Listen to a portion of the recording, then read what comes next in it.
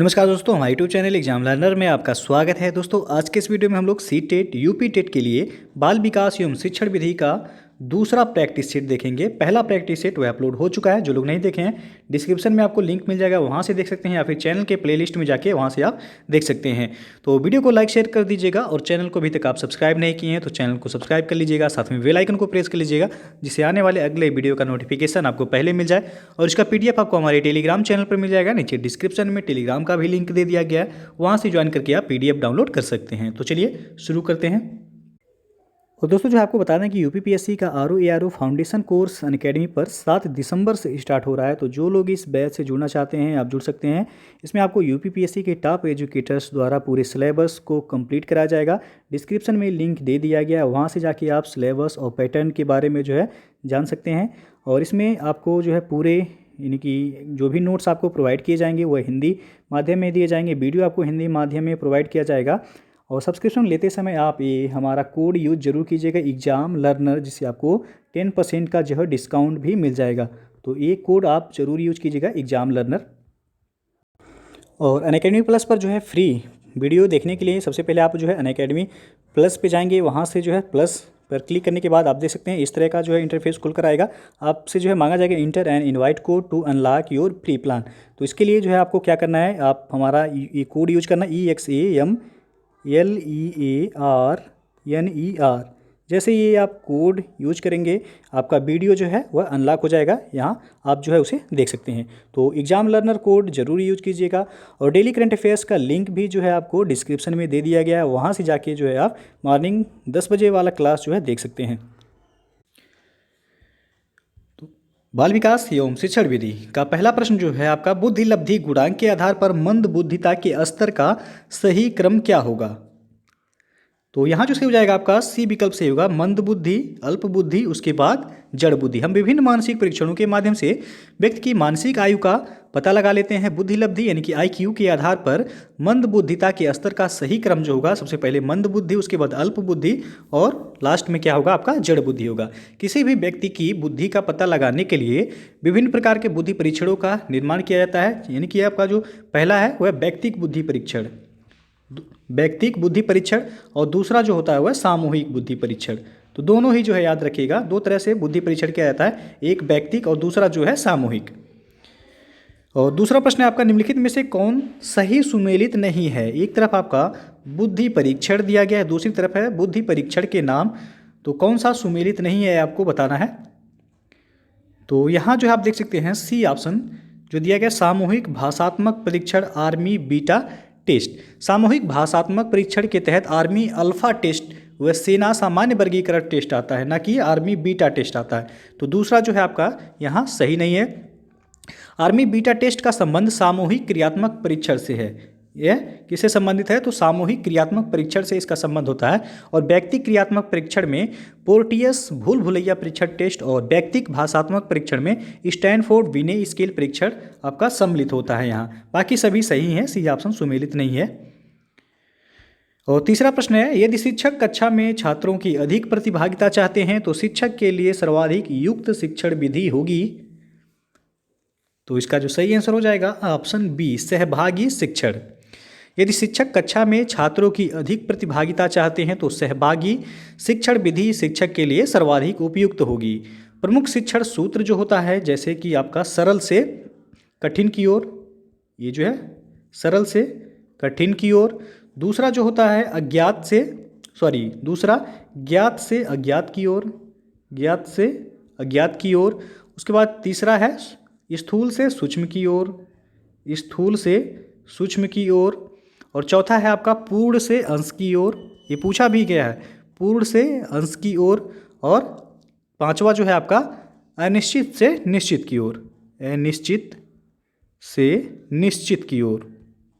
तो ये प्रमुख जो है शिक्षण सूत्र हैं, ये याद रखिएगा कौन कौन से हैं। तो सरल से कठिन की ओर, ज्ञात से अज्ञात की ओर, उसके बाद आपका स्थूल से सूक्ष्म की ओर, उसके बाद आपका पूर्ण से अंश की ओर, अनिश्चित से निश्चित की ओर। चौथा प्रश्न है आपका, प्रश्नोत्तर प्रविधि यानी कि शिक्षण विधि का जन्मदाता माना जाता है किसको। तो यह माना जाता है सुकरात को, ए ऑप्शन सही हो जाएगा। प्रश्नोत्तर प्रविधि का जन्मदाता सुकरात को माना जाता है और इसलिए प्रश्नोत्तर प्रविधि को सुकराती विधि भी कहा जाता है। याद रखिएगा, प्रश्नोत्तर प्रविधि को क्या कहा जाता है, तो सुकराती विधि भी इसे कहा जाता है। और प्रश्नोत्तर प्रविधि के 3 सोपान हैं। प्रश्नोत्तर प्रविधि के कितने सोपान हैं? 3। पहला है निरीक्षण, दूसरा है अनुभव और तीसरा है परीक्षण। तो याद रखिएगा, प्रश्नोत्तर प्रविधि के कितने सोपान हैं? 3 सोपान हैं। कौन कौन से? निरीक्षण है, दूसरा अनुभव, तीसरा है परीक्षण। और अगला क्वेश्चन है आपका, कौन सा अभिलेख छात्रों की योग्यता, रुचि, क्षमताओं एवं प्रतिक्रियाओं की जांच करने हेतु रखा जाता है? ऑप्शन यहाँ देख सकते हैं आप। तो इसका सही जो आंसर हो जाएगा आपका ऑप्शन ए यहाँ से होगा, छात्र प्रोफाइल। छात्र प्रोफाइल यह छात्रों की योग्यता, रुचि, क्षमताओं एवं प्रतिक्रियाओं की जांच करने हेतु रखा जाता है। किसी व्यक्ति समस्या हेतु व्यक्ति निर्देशन जो है ये आपका कहलाता है। अगर शिक्षक छात्र को विषय चुनने में सहायता प्रदान करता है तो उस समय उसकी भूमिका परामर्शदाता की होती है। तो यहाँ जो है आपका ये विकल्प सही हो जाएगा, छात्र प्रोफाइल। और अगला जो प्रश्न है आपका, मध्याह्न भोजन यानी कि मिड डे मील योजना का क्रियान्वयन और भोजन निर्माण कौन करता है? तो ये यहाँ जो सही हो जाएगा डी विकल्प से होगा, उपरोक्त सभी ग्राम पंचायत, वार्ड समिति और गैर सरकारी संगठन। मध्याह्न भोजन योजना यानी कि मिड डे मील के क्रियान्वयन और भोजन निर्माण का कार्य ग्राम पंचायत, वार्ड समिति एवं गैर सरकारी संगठनों की देखरेख में किया जाता है। प्रदेश में के जो है राजकीय परिषदीय तथा राज्य सरकार द्वारा सहायता प्राप्त प्राथमिक विद्यालयों जैसे कि आपका इसमें ईजीएस एवं एआईई केंद्रों में अध्ययनरत बच्चों को पौष्टिक व संतुलित भोजन उपलब्ध कराना मध्याह्न भोजन योजना का प्रमुख उद्देश्य है। और इस योजना की शुरुआत कब की गई थी? तो 15 अगस्त 1995 को इसकी शुरुआत की गई थी। तो यदि पूछा जाए प्रश्न आपका कि मिड डे मील योजना यानी कि मध्याह्न भोजन योजना की शुरुआत कब हुआ था, तो 15 अगस्त 1995 से इसकी शुरुआत हुई थी। अगला प्रश्न है आपका, राष्ट्रीय साक्षरता मिशन की स्थापना कब हुई? तो इसकी स्थापना हुई थी 5 मई 1988 को। बी ऑप्शन सही हो जाएगा यहाँ। राष्ट्रीय साक्षरता मिशन की स्थापना 5 मई 1988 को एक सामाजिक तथा प्रौद्योगिकी मिशन के रूप में राष्ट्रीय स्तर पर की गई थी। तो बी विकल्प यहाँ सही हो जाएगा। 8वां प्रश्न है, किस वर्ष संवैधानिक संशोधन के द्वारा शिक्षा को राज्य सूची से निकालकर समवर्ती सूची में रखा गया? इंपॉर्टेंट क्वेश्चन है ये। तो यहाँ जो सही हो जाएगा आपका सी ऑप्शन सही हो जाएगा, 1976 यानी कि 1976 में, वर्ष 1976 में भारतीय संविधान में संशोधन करके शिक्षा को राज्य सूची से हटा करके इसे समवर्ती सूची में रखा गया। वर्ष 1976 में से पूर्व शिक्षा व्यवस्था का दायित्व पूर्ण रूप से राज्यों का था और भारतीय संविधान के अनुच्छेद 21A के अंतर्गत निःशुल्क और अनिवार्य शिक्षा के अधिकार का उल्लेख किया गया है। राज्य के नीति निर्देशक तत्व के अनुच्छेद 45 के अंतर्गत 6 से 14 वर्ष के बच्चों 6 से 14 वर्ष तक की उम्र के सभी बच्चों को निःशुल्क एवं अनिवार्य शिक्षा प्रदान करने का भी उल्लेख किया गया है। तो आपका यदि पूछा जाए अनिवार्य शिक्षा किस अनुच्छेद में है, तो अनुच्छेद 21 के ए में है और नीति निर्देशक तत्व के अंतर्गत अनुच्छेद 45 में है ये। अगला क्वेश्चन है, राष्ट्रीय शैक्षिक अनुसंधान और प्रशिक्षण परिषद के प्रमुख कार्य हैं? तो यहाँ जो है आप देख सकते हैं पर डी विकल्प से हो जाएगा, उपरोक्त सभी, यानी कि अनुसंधान विस्तार कार्य, सेवा पूर्व तथा सेवाकालीन प्रशिक्षण प्रदान करना, ये सभी एनसीईआरटी के कार्य हैं। एनसीईआरटी यानी कि राष्ट्रीय शैक्षिक अनुसंधान और प्रशिक्षण परिषद। ज्ञान एवं सूचना का प्रसार करना भी इसका कार्य है। विद्यालयी शिक्षा संबंधी नीतियों एवं कार्यक्रमों का प्रतिपादन करना भी एनसीईआरटी का ही कार्य है। तो डी विकल्प आपका सही हो जाएगा। और अगला क्वेश्चन है आपका, विद्यालयी शिक्षा का प्रबंध करने वाले स्थानीय निकाय कौन कौन हैं?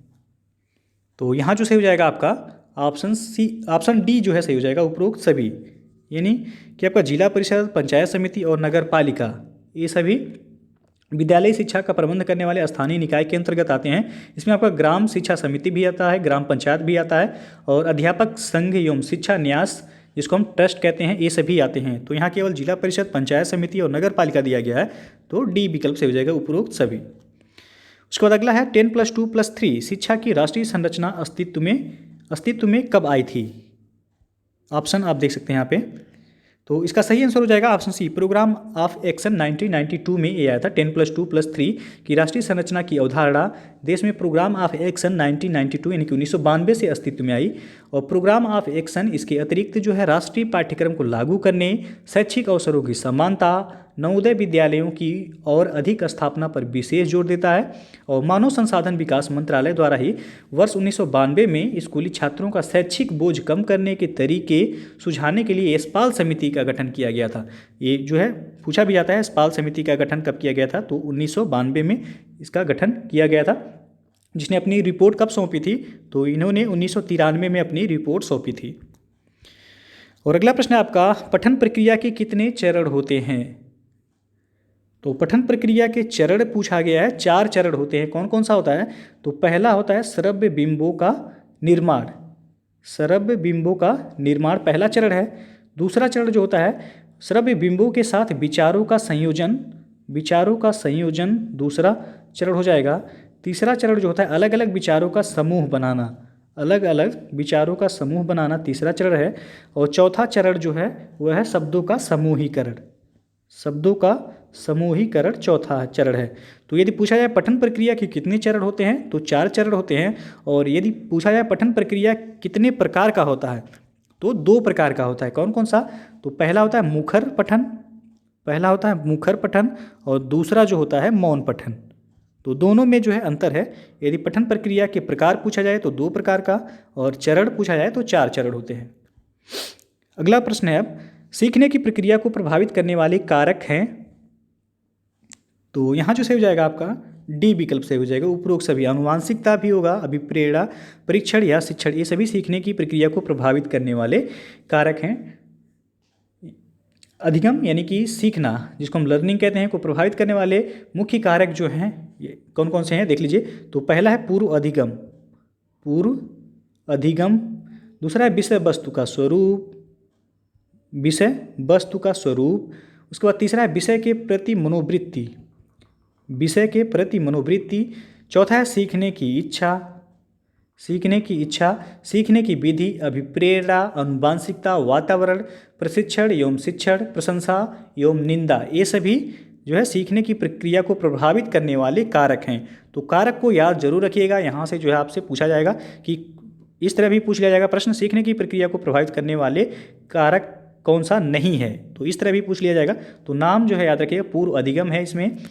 उसके बाद विषय वस्तु का स्वरूप, विषय के प्रति मनोवृत्ति, सीखने की इच्छा, सीखने की विधि, अभिप्रेरणा हो गया, अनुवांशिकता, वातावरण, प्रशिक्षण एवं शिक्षण और प्रशंसा एवं निंदा, ये सभी सीखने की प्रक्रिया को प्रभावित करने वाले कारक हैं। तो डी विकल्प यहाँ सही होगा आपका।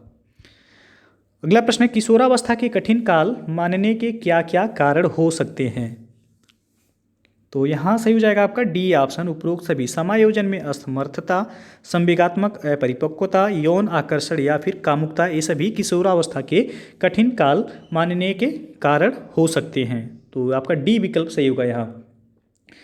इसमें और भी हैं, जैसे आपका उदासीनता भी आता है, अनुशासन से मुक्ति, स्वच्छंदता, मूल्यों या फिर आदर्शों में संघर्ष, बहिर्गामी व्यक्तित्व, अध्ययन में अरुचि, निषेधात्मक व्यवहार, ये सभी जो है किशोरावस्था के कठिन काल को मानने के कारण हो सकते हैं। और अगला जो प्रश्न है आपका, अंतर्मुखी, बहिर्मुखी तथा उभयमुखी व्यक्तित्व का वर्गीकरण किस मनोवैज्ञानिक द्वारा किया गया था। इंपॉर्टेंट है ये। तो इसका जो सही आंसर हो जाएगा ऑप्शन बी से हो जाएगा, युंग महोदय के द्वारा। जो है स्विट्जरलैंड के मनोवैज्ञानिक हैं युंग।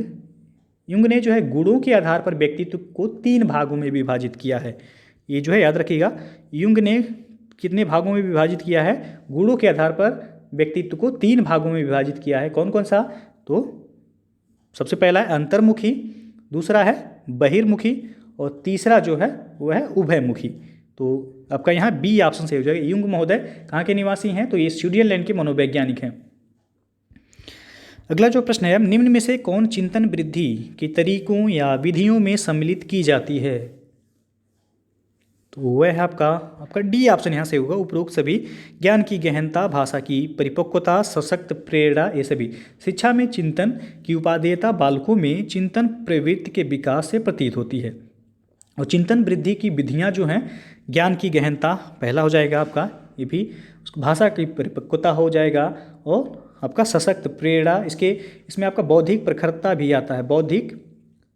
बौद्धिक प्रखरता, लगन एवं रुचि, समस्या समाधान में स्वतंत्रता, तर्क में परिपक्वता और समस्या प्रस्तुत करना, ये सभी इसमें शामिल हैं। यहाँ डी ऑप्शन सही हो जाएगा। और अगला क्वेश्चन है, मनोवैज्ञानिक मैकडूगल ने कल्पना के कितने प्रकारों की चर्चा की है? तो इन्होंने चार प्रकारों की जो है चर्चा की है। बी ऑप्शन सही हो जाएगा। मैकडूगल ने कल्पना के 4 प्रमुख प्रकारों की चर्चा अपने मनोवैज्ञानिक सिद्धांतों में की है। पहला जो है वह है सृजनात्मक कल्पना। पहला क्या है? सृजनात्मक कल्पना है पहला। दूसरा है आदानात्मक, दूसरा जो है आदानात्मक कल्पना। और तीसरा है कार्य साधक कल्पना, तीसरा है कार्य साधक कल्पना। और चौथा जो है वह है रसात्मक कल्पना। चौथा है आपका रसात्मक कल्पना। रसात्मक कल्पना में आपका कलात्मक कल्पना भी आ जाता है, इसमें आपका कलात्मक भी आएगा, इसके अंतर्गत कलात्मक कल्पना भी आ जाएगा। और मनोराज्यमयी कल्पना भी इसी के अंतर्गत आता है, मनोराज्यमयी कल्पना भी इसी के अंतर्गत आता है। और कार्य साधक कल्पना के अंतर्गत जो आता है, इसके अंतर्गत आता है सैद्धांतिक कल्पना आता है। सैद्धांतिक कल्पना आप चाहें तो नोट कर सकते हैं, सैद्धांतिक कल्पना और व्यवहारिक कल्पना।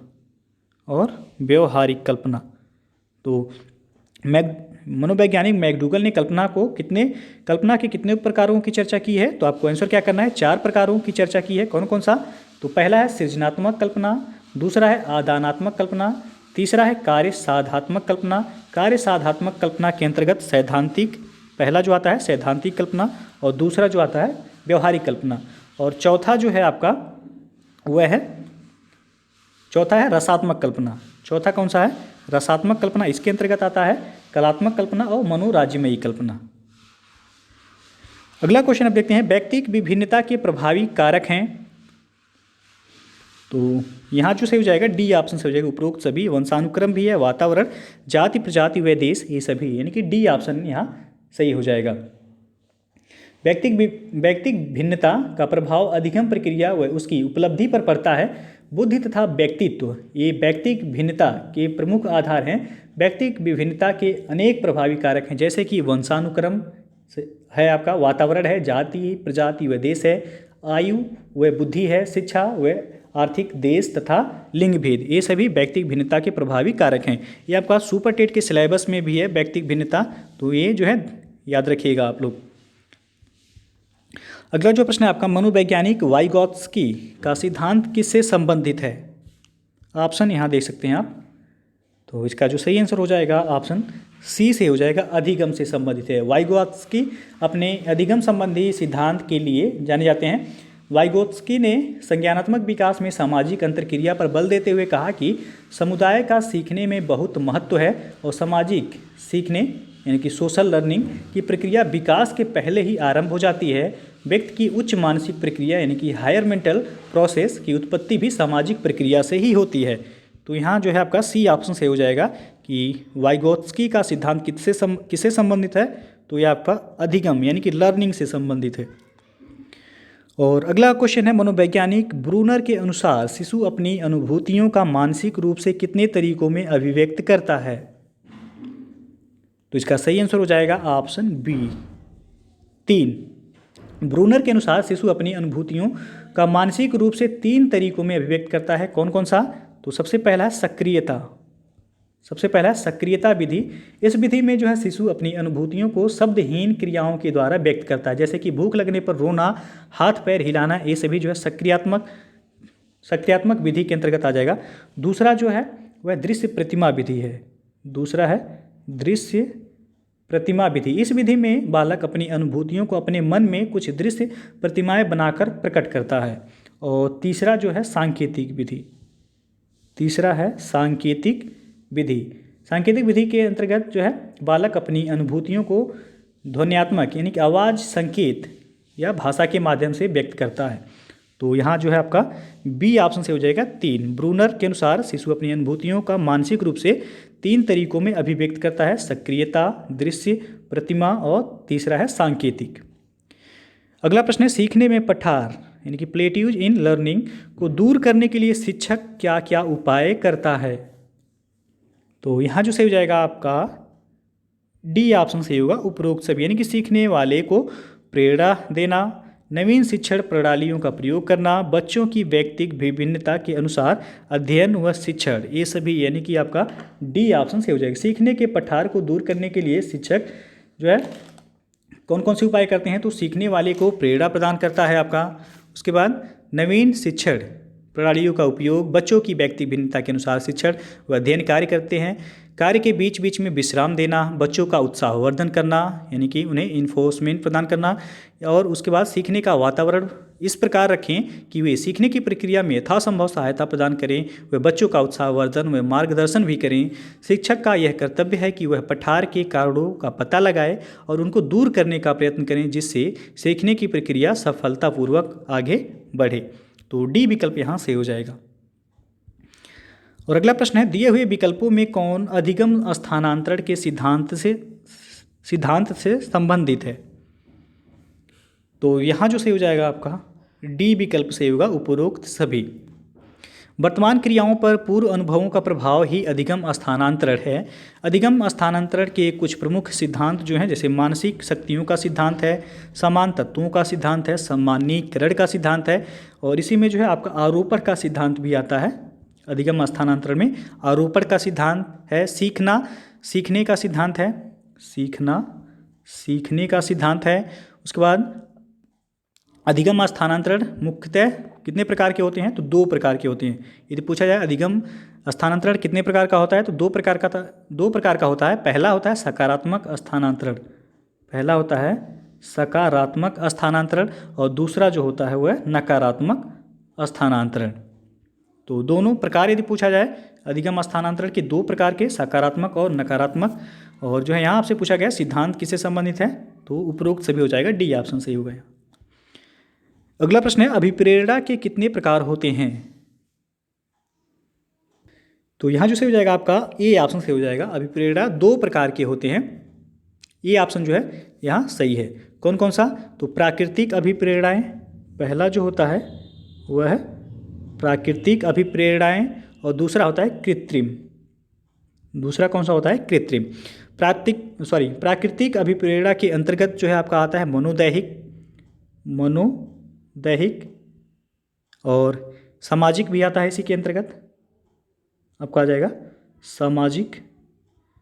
सामाजिक और व्यक्तिक। तो ये सभी प्राकृतिक अभिप्रेरणा के अंतर्गत आते हैं। उसके बाद कृत्रिम अभिप्रेरणा के अंतर्गत जो है आपका आता है जैसे कि भाग लेने का अवसर देना, उसके बाद व्यक्ति कार्य अभिप्रेरणा व सामूहिक अभिप्रेरणा, दंड एवं पुरस्कार, सहयोग, लक्ष्य आदर्श और स्वदेशी प्रयत्न अभिप्रेरणा में परिपक्वता, ये सभी कृत्रिम अभिप्रेरणा के अंतर्गत आते हैं। तो मुख्य रूप से जो है अभिप्रेरणा कितने प्रकार के होते हैं, तो दो प्रकार के, यानी कि ये ऑप्शन सही हो जाएगा। कौन कौन सा होता है, प्राकृतिक और कृत्रिम। और अगला क्वेश्चन है, बाधा का उपस्थित होना कारण है किसका, तो यह विस्मरण का कारण है। बी विकल्प सही हो जाएगा यहाँ। विस्मरण का अर्थ होता है भूल जाना।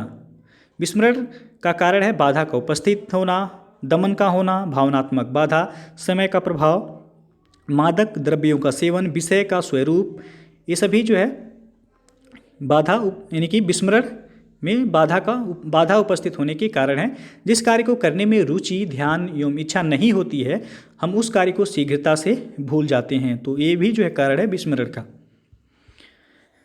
और अगला जो क्वेश्चन है, निम्नलिखित में से बुद्धि लब्धि के संबंध में क्या सत्य है। ऑप्शन देख सकते हैं आप यहाँ पे। तो इसका जो सही आंसर हो जाएगा ऑप्शन सी से हो जाएगा, वास्तविक आयु से व्युत्क्रमी संबंधित। बुद्धि लब्धि तथा वास्तविक आयु यानी कि कालानुक्रमिक आयु यह परस्पर व्युत्क्रमानुपातिक रूप से संबंधित होती है। बुद्धि लब्धि निकालने का जो फार्मूला होता है, ये बुद्धि लब्धि यानी कि IQ निकालने का फार्मूला होता है